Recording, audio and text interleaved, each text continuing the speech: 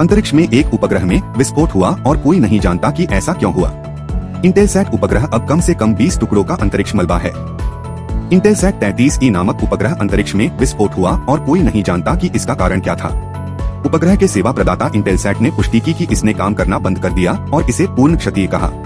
Intelsat ने कहा, हम डेटा और अवलोकनों का विश्लेषण करने के लिए उपग्रह निर्माता बोइंग और सरकारी एजेंसियों के साथ समन्वय कर रहे हैं। यह वर्तमान में इस विसंगति के कारण का अध्ययन करने के लिए एक बोर्ड का गठन कर रहा है। यूएस स्पेस फोर्स ने इस घटनाक्रम की पुष्टि की है, जिसमें 19 अक्टूबर 2024 को लगभग 0430 UTC पर जियो में इंटेलसैट 33E 417482016053B के टूटने का उल्लेख किया गया है। वर्तमान में लगभग 20 संबंधित टुकड़ों पर नजर रखी जा रही है। विश्लेषण जारी है। S4S ने कोई तत्काल खतरा नहीं देखा है।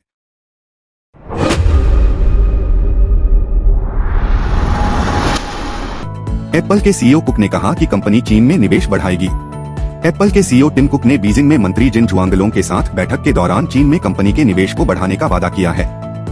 एप्पल के सीईओ टिम कुक ने बीजिंग में चीनी सरकार के साथ बैठक में कहा कि अमेरिकी कंपनी चीन में निवेश बढ़ाएगी और इस तरह आपूर्ति श्रृंखला विकास में योगदान देगी। राज्य समाचार एजेंसी सिन्हुआ ने गुरुवार को रिपोर्ट की।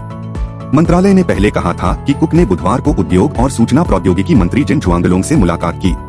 एप्पल ने टिप्पणी के लिए ईमेल किए गए अनुरोध का तुरंत जवाब नहीं दिया। यह इस साल कुक की दुनिया के सबसे बड़े स्मार्टफोन बाजार की दूसरी यात्रा है, जहां हाल की तिमाहियों में आईफोन निर्माता घरेलू प्रतिद्वंद्वियों के लिए बाजार हिस्सेदारी खो रहा है।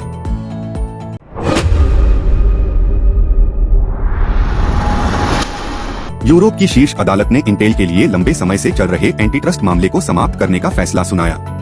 यूरोपीय आयोग ने कंप्यूटर निर्माता Dell, Hewlett Packard company, NEC और लेनोवो को छूट देने के लिए इंटेल पर जुर्माना लगाया था। यूरोप की शीर्ष अदालत EU कोर्ट ऑफ जस्टिस ने गुरुवार को इंटेल के पक्ष में फैसला सुनाया, जिससे अमेरिकी चिप मेकर और EU नियामकों के बीच लगभग 2 दशक से चल रही लड़ाई खत्म हो गई, जिन्होंने कहा था कि इसने एक प्रतिद्वंद्वी को विफल करने की कोशिश की थी।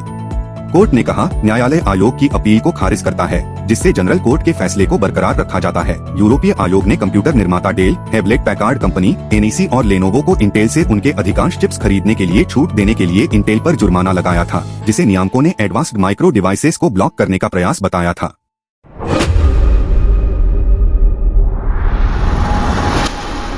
रिलायंस डील एनवीडिया को भारत के AI चिप बाजार पर अपनी पकड़ मजबूत करने में कैसे मदद करेगी। रिलायंस साझेदारी ऐसे समय में हुई है जब भारत सेमीकंडक्टर निर्माण और AI में खुद को वैश्विक नेता के रूप में स्थापित करना चाहता है। एनवीडिया ने गुरुवार 24 अक्टूबर को भारत में अत्याधुनिक AI इंफ्रास्ट्रक्चर बनाने के लिए रिलायंस इंडस्ट्रीज के साथ अपनी साझेदारी को दोहराया। मुंबई में आयोजित चिप दिग्गज के AI शिखर सम्मेलन में बोलते हुए एनवीडिया के CEO जेनसेन हुआंग ने कहा, 2024 में भारत में कंप्यूटिंग क्षमताओं में 20 गुना वृद्धि देखी जाएगी। हुआंग ने ये टिप्पणियां रिलायंस इंडस्ट्रीज के अध्यक्ष और प्रबंध निदेशक मुकेश अंबानी के साथ बातचीत में की। हुआंग ने कहा, कृत्रिम बुद्धिमत्ता में अग्रणी होने के लिए आपके पास AI मॉडल तकनीक और भारी मात्रा में डेटा होना चाहिए, जो भारत के पास है। जब मैं PM मोदी से मिला तो उन्होंने मुझे AI पर अपने मंत्रिमंडल को संबोधित करने के लिए कहा। उन्होंने मुझसे कहा कि भारत को बुद्धिमत्ता आयात करने के लिए डेटा का निर्यात नहीं करना चाहिए, जैसे भारत को रोटी आयात करने के लिए आटा निर्यात नहीं करना चाहिए। हमें स्वयं डेटा में मूल्य जोड़ना चाहिए। हुआंग ने पिछले वर्ष प्रधानमंत्री के साथ अपनी बातचीत के बारे में बताया। साथ ही उन्होंने कहा कि रिलायंस के साथ एनवीडिया की साझेदारी उस यात्रा की शुरुआत करेगी।